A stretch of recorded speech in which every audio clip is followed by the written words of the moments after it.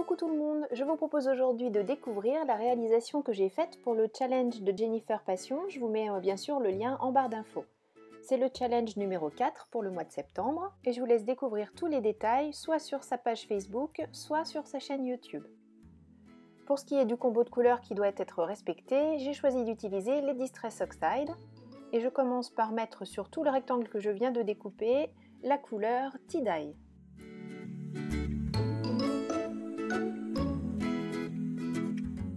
Pour habiller le fond, j'ai choisi deux pochoirs de chez Tout en Colle, les 100% Tout en Colle.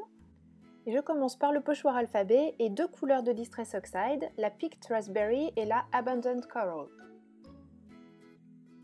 Je les passe alternativement dans mon pochoir alphabet, je ne fais pas tout le pochoir.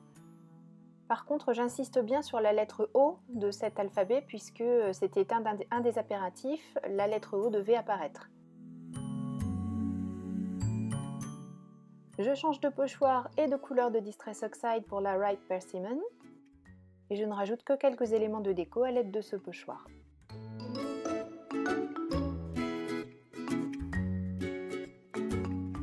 Un nouveau coloris de Distress Oxide, cette fois-ci c'est le Barn Door. J'en mets sur mon plan de travail, je rajoute un petit peu d'eau et à l'aide d'un pinceau, je vais réaliser des petits mouchetis. Alors, comme les premiers essais me paraissent un peu trop clairs, je reprends de la couleur et je recommence.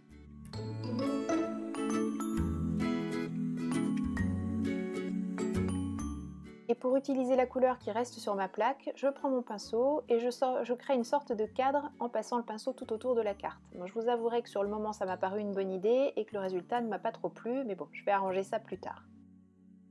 Comme il fallait également comme élément imposé du calque et des plumes, eh bien j'ai choisi de faire des plumes en calque. Voilà, je me simplifie la vie. J'ai découpé 3 plumes, enfin j'ai découpé à l'aide d'un die, 3 plumes que je vais maintenant coller, donc je les maintiens en place, je mets un petit peu de colle sur ma carte et ensuite avec le doigt j'étale la colle sous le calque, donc ça tient parfaitement mais c'est tout à fait invisible.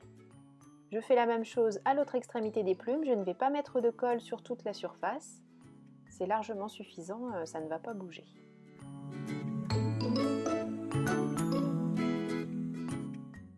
Pour éteindre un petit peu le feu de ce Barn Door tout autour, je reprends ma couleur Tie-Dye que je passe avec une mousse tout autour de mon cadre.